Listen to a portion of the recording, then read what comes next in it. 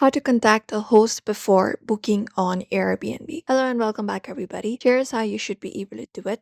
So, today we are going to teach you step by step very easily.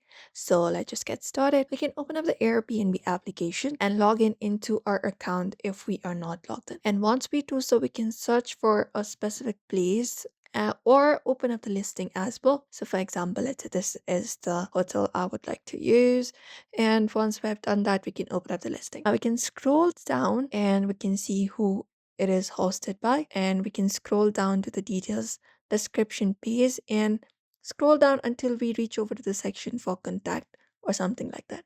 So you can just go over and find it up and look out for it. And within this description page, we will be finding option called contact host.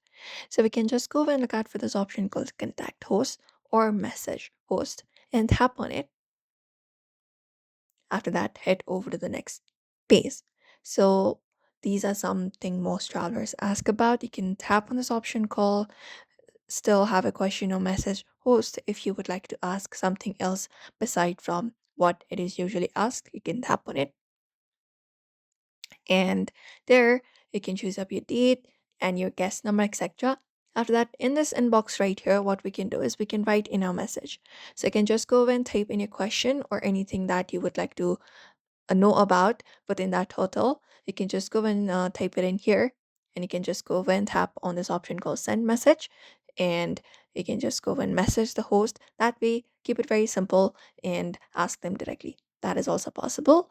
And be very clear about the dates and the number of guests and ask all questions in one message. Host should usually reply within some hours. You can just go and check it out. And that's it.